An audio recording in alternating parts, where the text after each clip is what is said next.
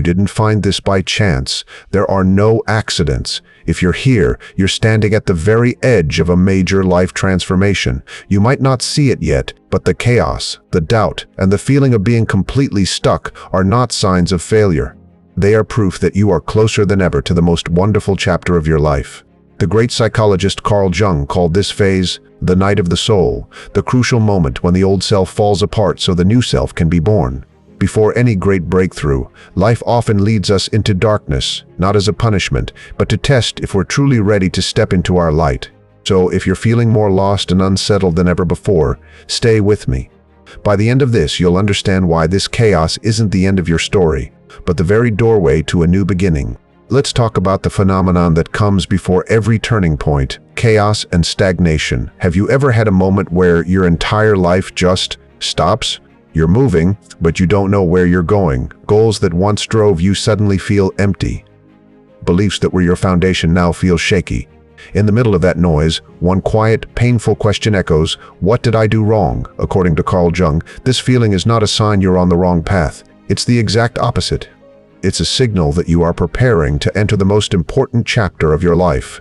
In his work on the collective unconscious, Jung made a powerful point. One does not become enlightened by imagining figures of light, but by making the darkness conscious. When you feel stagnant and lost, it's because your shadow self, all your hidden fears, past wounds, and denied desires is rising to the surface, demanding to be seen and healed.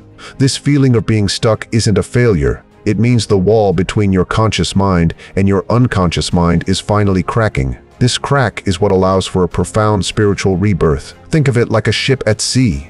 In calm weather, navigation is easy, but it's only in a storm, when all the familiar landmarks are gone, that you learn to read the subtler signs, the currents beneath, the shift in the wind, the quiet instinct within. Your chaotic period is that storm. It's forcing you to listen to the deepest, truest parts of yourself. Let's look at a real example: Steve Jobs. In 1985, he was fired from Apple, the company he founded. He called it a devastating public failure, a time of profound darkness where he lost his direction, reputation, and identity. But it was in that nothing left to lose space that he founded Next and bought Pixar. That period of collapse forced him to confront his own shadows, his arrogance, his attachment to success, and rebuild himself into a wiser, more visionary leader. His return to Apple led to the iPhone and changed the world. The chaos you feel is not your collapse. It's the necessary tension of old, outdated structures breaking apart. As Jung described his own crisis in the Red Book, he had to plummet down into the depths. Jung taught that there is no rebirth in peace. True transformation requires a kind of psychic death. When your old worldview, your old identity, and your old ways of protecting yourself start to disintegrate, you will feel like you're losing everything. But as Jung said, there is no coming to consciousness without pain. This collapse is making space for a new, stronger you to be formed. Importantly, this chaos isn't just about external events, it's an internal revolution. Jung's archetypes, like the failed hero, the traitor, or the forgotten child, emerge from your unconscious, demanding to be acknowledged and made whole. If you ignore them, they'll sabotage you from the shadows. But if you face them, you begin to evolve. Even one man lost his job, his relationship, and his sense of purpose all at once. He thought his life was over, but in that dark period he turned to meditation and psychology. Years later, he became a therapist, using his own pain to guide others. His chaos was not the end, it was an invitation to become who he truly was. As Jung wrote, "The privilege of a lifetime is to become who you truly are, and that privilege requires you to walk through the land of darkness first. So the next time you feel lost, don't declare failure.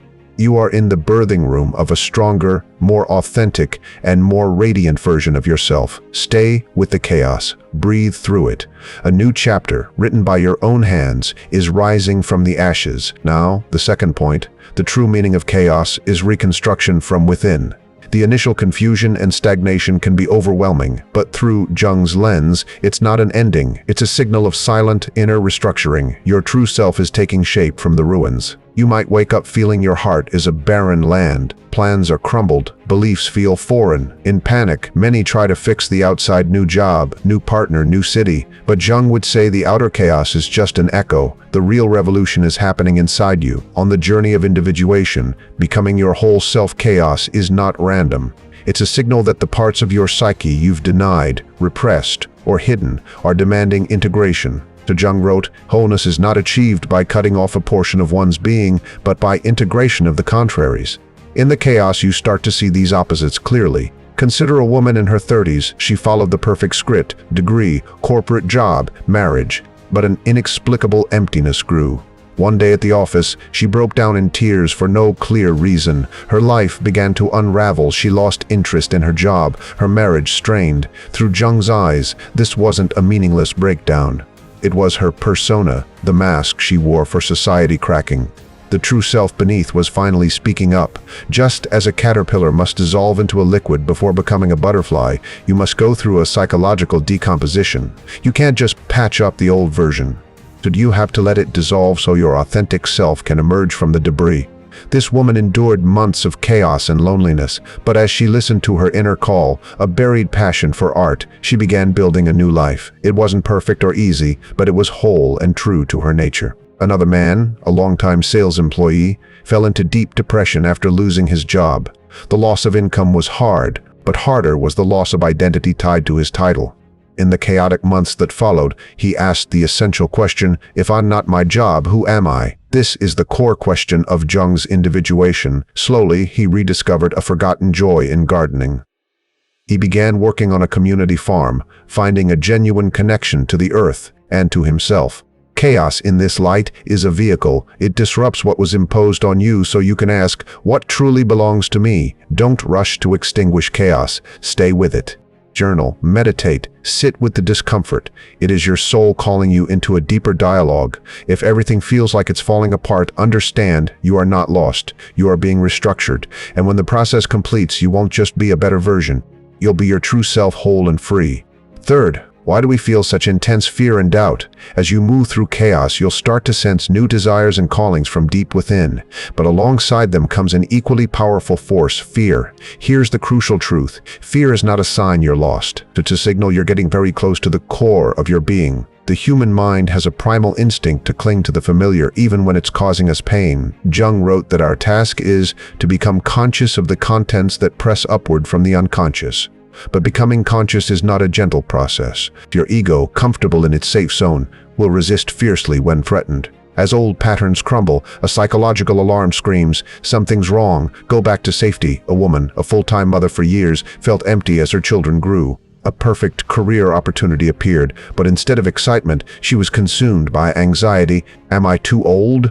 Am I still good enough? On the surface, she had logical excuses: kids, finances, her husband's opinion.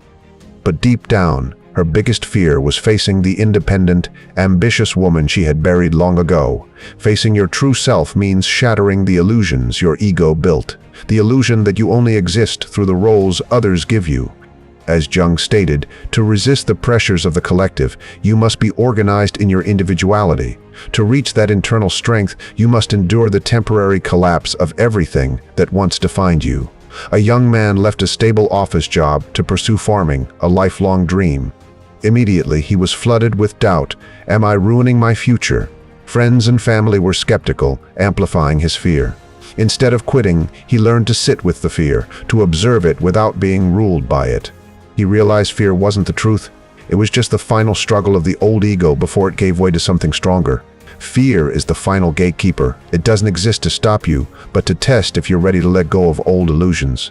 Step through that gate, and you enter a land of inner freedom, where you live by your own deepest truth, not others' expectations. Fourth, how do you practically get through this phase? You now know chaos, fear, and doubt are signals, not enemies. But how do you navigate them? First, learn to observe fear instead of being controlled by it. Fear grows in the shadows of denial. The only way to weaken it is to bring it into the light of your awareness. As Jung said, until you make the unconscious conscious, it will direct your life, and you will call it fate. When you look directly at your fear, you take back your power. One man opening his dream cafe woke every morning with a knot of fear. Instead of letting it paralyze him, he wrote down his fears each morning, clearly naming them. He reminded himself, fear is a companion, not a master. This simple act kept him moving forward. Second, take small, persistent actions despite the fear. Jung noted there's no one-size-fits-all recipe for life. You won't get a perfect plan. You must walk your path one small, uncertain step at a time. A young woman, passionate about writing but riddled with self-doubt, enrolled in a writing class. On the first day, she trembled as she read her work aloud. Her voice shook, but she did it. She didn't defeat fear that day. She simply refused to let it defeat her. That is the essence of courage, acting despite the fear. Third, accept uncertainty as a natural part of the journey. Persistent action means little if you demand a guaranteed outcome. Jung wrote, "The way is not in the sky. The way is in the heart. You will never have a complete map." A former corporate director left everything to become a meditation guide. For a full year, he was plagued by doubt. Am I wasting my life? Instead of demanding clarity, he learned to accept the ambiguity. He stood firm in the unknown, and that foundation allowed his true growth to happen. Stop demanding certainty from life. Instead, demand honesty from yourself, honesty with your emotions, your inner callings, and the small actions you can take today. When you accept uncertainty as a companion, not an enemy, you stop fearing it. Did you realize it's in these ambiguous moments that you are quietly building your new world? Fifth, what are the signs you're nearing your breakthrough? When you learn to observe fear, act despite uncertainty, and accept ambiguity, you'll start noticing subtle signs. The outer world begins to mirror your inner transformation. There's a strange truth. Right before life opens into its most radiant chapter, everything often becomes unbearably chaotic. Your work, relationships, and beliefs may all tremble at once. Don't panic. As Jung said, there is no birth of consciousness without pain. This disruption is the labor pain of a new awareness. So you'll know you're close when stable things start to shake. A bank employee, 8 years into a secure career, began feeling deeply disconnected. Endless meetings and sales targets drained her soul. Then, subtle signs appeared, recurring dreams about painting, random meetings with artists. These weren't mere coincidences. Jung called them synchronicities, meaningful coincidences that guide you from the collective unconscious. They are gentle signposts saying, "It's time to change." Another man, drained by his office job, was cleaning his house and found old technical drawings from college. That same week, an old friend contacted him about starting a design firm, a series of woven coincidences. That's synchronicity calling a sleeping part of your soul back to life. There will also be a moment of quiet, undeniable knowing. You'll wake up one morning and simply realize, "I'm done. I don't belong here anymore." No tragedy forced it. You just know. As Jung described, life is like a plant. Its true life is invisible, hidden in the roots. The tremors you feel are the real life shifting beneath the surface. When your heart whispers, "It's time," you don't need all the answers. You just need the courage to trust that call. Your new chapter begins, not with certainty, but with faith. It's the mindset you must hold on to. When you're this close, speed and perfect plans don't matter. What matters is a steady, resilient mindset. Jung never offered shortcuts. Deep transformation requires daily commitment, especially when no one is watching. To hold on to 3 principles: maintain small daily disciplines, trust the process when the picture is unclear, and be grateful for every lesson and stumble. Change comes from small, repeated habits, not fleeting inspiration. A young man committed to journaling every single night, even on uneventful days. That persistence, not motivation, helped him uncover hidden emotions and intentionally reshape his life. Whether healing, building a career, or spiritual growth, it's the patient steps on boring days that carry you forward. You must also learn to trust the process without a map. As Jung wrote, your vision will become clear only when you can look into your own heart. Who looks outside dreams, who looks inside awakens. A woman left her marketing job to become a freelance artist with no plan or guarantees. All she had was an inner pull she could no longer ignore. She started with tiny steps, small commissions, an online portfolio. Each step was filled with doubt, but she didn't stop. Little by little, those steps built a more fulfilling, honest life. Trusting the process means accepting the unknown, letting life weave the big picture while you faithfully place each small stitch. Finally, be grateful for every lesson, every misstep. He didn't see the first 2 as mistakes, but as tuition. They taught him how to read people, manage resources, and practice patience. When you shift your perception of failure, you transform your life. Instead of asking, "Why is this happening to me?" ask, "What is this teaching me?